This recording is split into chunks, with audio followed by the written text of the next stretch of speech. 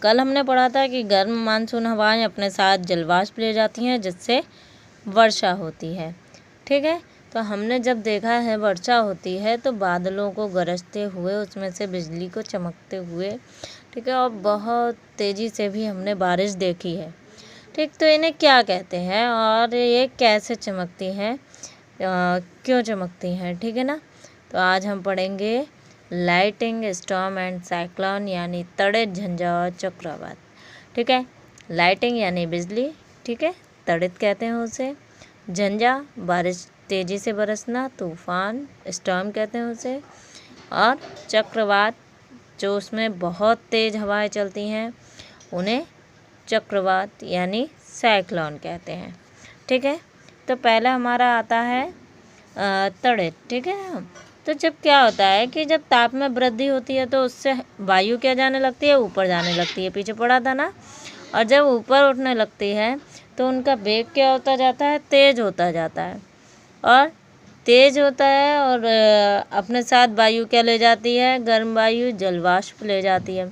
फिर जब वो वायुमंडल में पहुंचती है तो वहाँ टेम्परेचर कम होता है, और टेम्परेचर कम होने के कारण वो संघनित हो जाती है और नीचे गिरने लगती हैं। ठीक है, हमने एक एग्ज़ाम्पल देखा होगा, अगर मम्मी पानी उबालती हैं, गर्म करती हैं, और उस गर्म पानी को फिर जो है ढक दें किसी चीज़ से बंद करके, तो प्लेट के ऊपर या ढक्कन के ऊपर छोटी छोटी बूंदें आ जाती है ना, वो संघनन कहलाता है। तो वही होता है कि टेम्परेचर ज़्यादा होता है, वायु के साथ जलवाष्प भी ऊपर जाती है, और ऊपर जा कर के वहाँ वायुमंडल में टेम्परेचर कम हो जाता है, जिससे वो क्या हो जाता है, संघनित हो जाती है और जो है बरस जाती है। ठीक है, तो जब बरसती है तो वायु के वेग और वायु की परस्पर क्रिया से क्या होता है, बिजली कौनती है। ठीक है ना, और तड़ित उत्पन्न होती है, इसे हम क्या कहते हैं, तड़ित झंझावात। ठीक, लाइटिंग स्टॉर्म। ठीक है, तो उसके बाद इस समय में हमें क्या करना चाहिए, अगर सावधानी क्या रखनी चाहिए, ठीक है ना, ये भी दिया है हमें, सावधानी क्या क्या होनी चाहिए। जब बिजली चमकनी चाहिए तब हमें किसी भी वृक्ष की आश्रय नहीं लेना चाहिए। ठीक है ना, अगर हम वन वगैरह में हैं तो हम किसी छोटे वृक्ष के नीचे आश्रय लें, लेकिन बड़े वृक्ष के नीचे नहीं।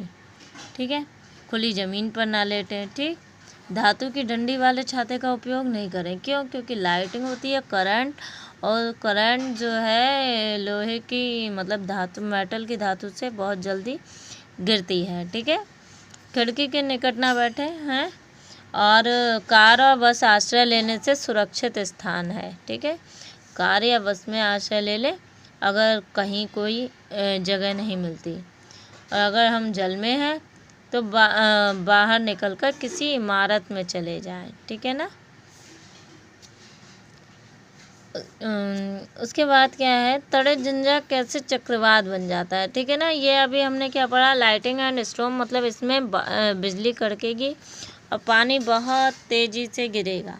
ठीक, लेकिन जब इसका वेग बहुत तीव्र हो जाता है, बहुत ज़्यादा तीव्र हो जाता है, तो ये क्या बन जाता है, चक्रवात बन जाता है। ठीक है ना, अब इसमें क्या होता है कि वायु मतलब केंद्र की ओर गर्म होकर के उठती है, फिर केंद्र की ओर जाती है, और वहाँ से और तेज़ वेग के साथ गति करने लगती है। ठीक है, जैसे हम लोग वॉशिंग मशीन वगैरह में देखते हैं, चक्कर चलने लगते हैं।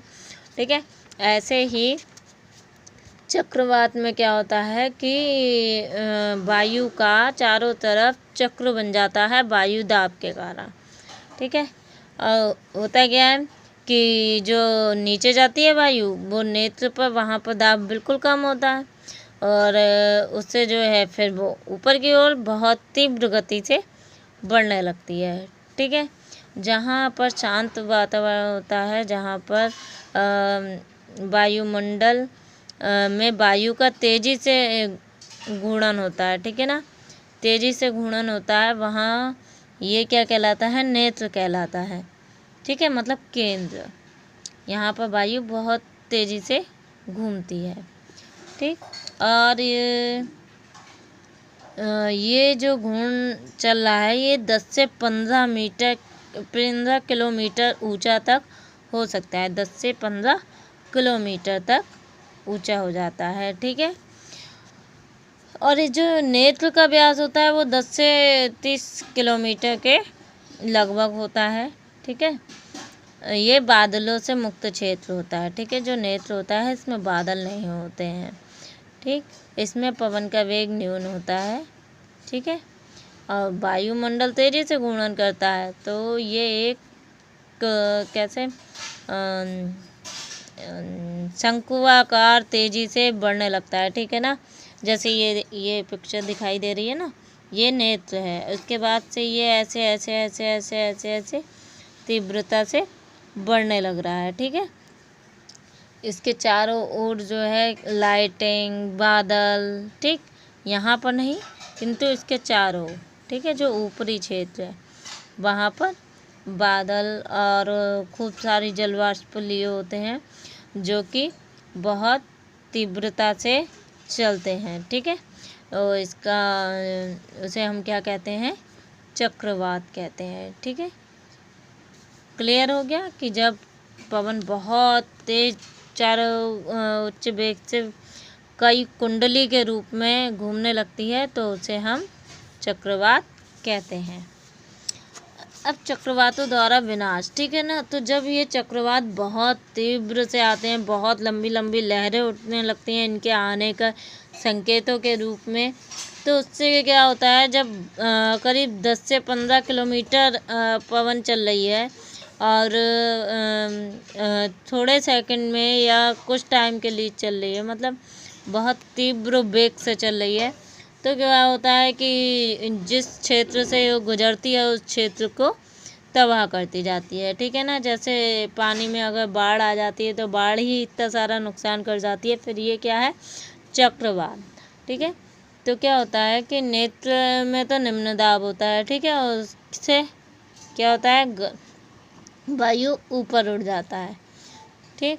और ऊपर उड़ सकता है तो जो है मतलब ऐसा लगता है कि एक दीवार सी बन गई हो पानी की, वायु की, जिसमें पानी शामिल होता है। ठीक है ना। उसके बाद जो है जब मतलब ये पानी और पवन एक साथ आती हैं तो सारी मिट्टी की उर्वरता को कम कर देता है, और जो तटीय क्षेत्र होते हैं समुद्र के पास के कम ऊंचाई वाले जो स्थित तटीय क्षेत्र होते हैं उनमें बहुत विनाश होता है। ठीक है ना।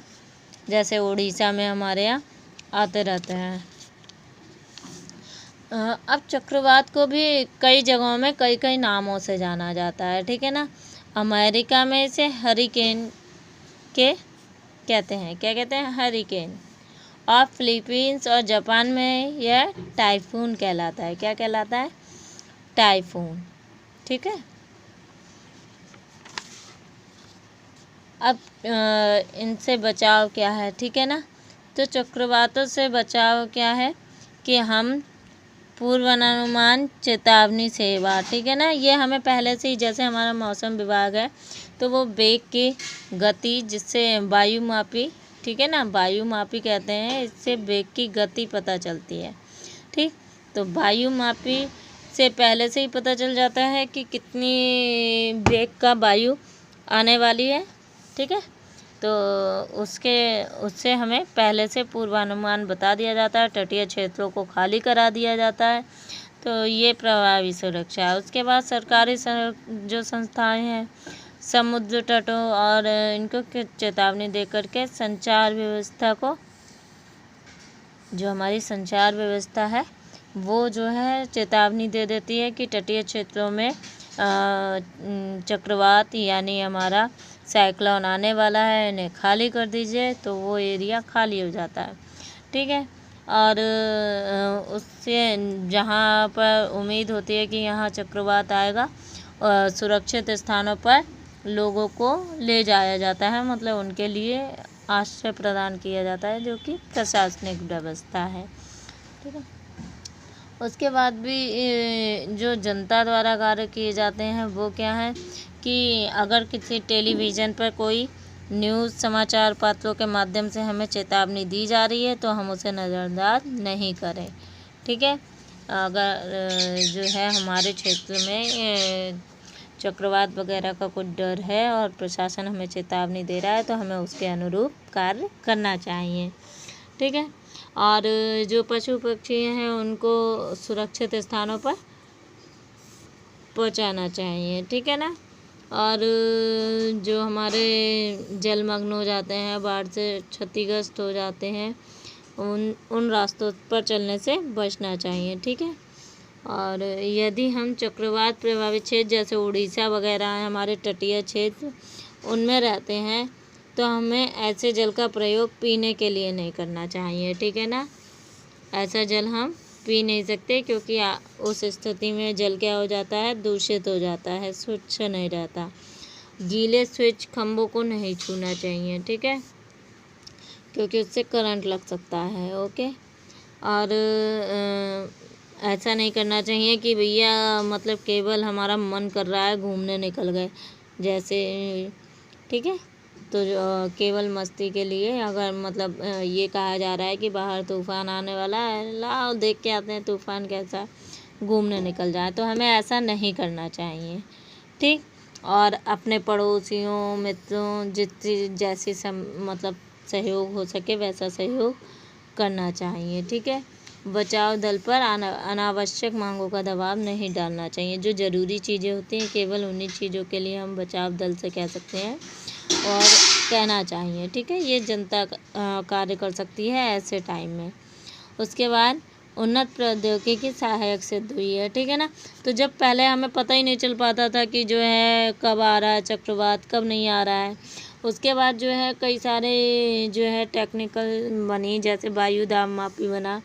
तो वायु दाब मापी मतलब वायु बताता है कि किस वेग से किस दाब से वायु चल रही है, उसका कितना दाब है।